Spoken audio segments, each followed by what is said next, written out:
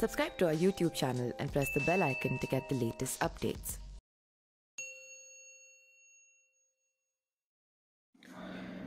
नमस्कार, मैं पिंटू सिंह यादव आप सभी का स्वागत करते हैं न्यूज लाइव में। दोस्तों, ईडी ने मुख्तार अंसारी के बेटे अब्बास अंसारी को गिरफ्तार करने के लिए उसके मामा अतीफ रजा पर कार्रवाई की है। गाजीपुर से अतीफ के रिहा होते ही ईडी ने गिरफ्तार कर लिया। उसे प्रयागराज लाया गया था, लेकिन रास्ते में ही हालत बिगड़ गई। ईडी को इसे इलाज के लिए बीएचयू ले जाना पड़ा। बीएचयू अस्पताल में जांच के बाद डॉक्टर ने उसे स्वस्थ बताया। अगले दिन उसे प्रयागराज लाया गया। दोपहर में कोर्ट में पेश करते ही अपने फिर बीमार होने की बात कही। इसके बाद ईडी ने मुख्तार कंपनी विकास कंस्ट्रक्शन और साले की कंपनी आगाज के सीईओ को सम्मन भेजकर बयान के लिए बुलाया। जिस दिन सीए को प्रयागराज आना था, उससे पहले ही वह बीमार हो गया। फिलहाल उसका लखनऊ के एक निजी अस्पताल में इलाज चल रहा है। इसके अलावा ईडी ने गाजीपुर से मुख्तार की कंपनी से जुड़े एक बिल्डर को बुलाया था। समन पाकर वह बयान देने प्रयागराज ईडी दफ्तर पहुंचा था। दफ्तर में ही उसकी तबीयत बिगड़ गई। ईडी की टीम उसे कॉलविन अस्पताल ले गई, जहां डॉक्टर ने उन्हें सामान्य बताया है।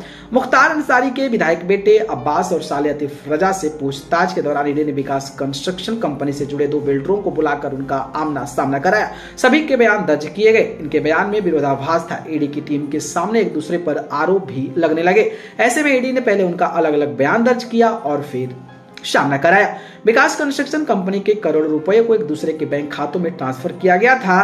कंपनी से लाखों रुपए विधायक अब्बास के बैंक खातों में ट्रांसफर किए गए। इसी तरह गाजीपुर के अन्य लोगों ने अब्बास के बैंक खातों में रुपए जमा किए थे। अतीफ रजा की कंपनी से भी लाखों रुपए ट्रांसफर हुए। जिन लोगों ने रुपए जमा किया और कंपनी से रुपए लिए, उनको भी पूछताछ के लिए ईडी कार्यालय पर बुलाया जाएगा। शुक्रवार दोपहर ईडी की कस्टडी में अब्बास और अतीफ रजा थे। मामा भांजे का बयान दर्ज करने के बाद ईडी ने आमना सामना कराया था, लेकिन दोनों ने कई सवालों के जवाब नहीं दिए। लाखों के ट्रांजैक्शन पर अनिश्चितता जताई। ऐसे में ईडी ने विकास कंस्ट्रक्शन से 2 बिल्डरों को समन भेजकर बयान के लिए बुला लिया। इन दोनों का सामना कराया गया। इस सवाल में चारों उलझ गए और एक दूसरे का चेहरा देख रहे थे।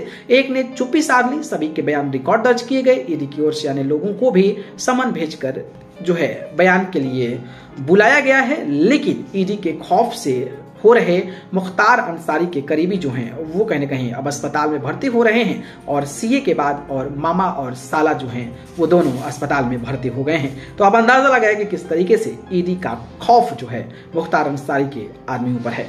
बाकी इस पर आप अपनी प्रतिक्रिया दीजिएगा। धन्यवाद।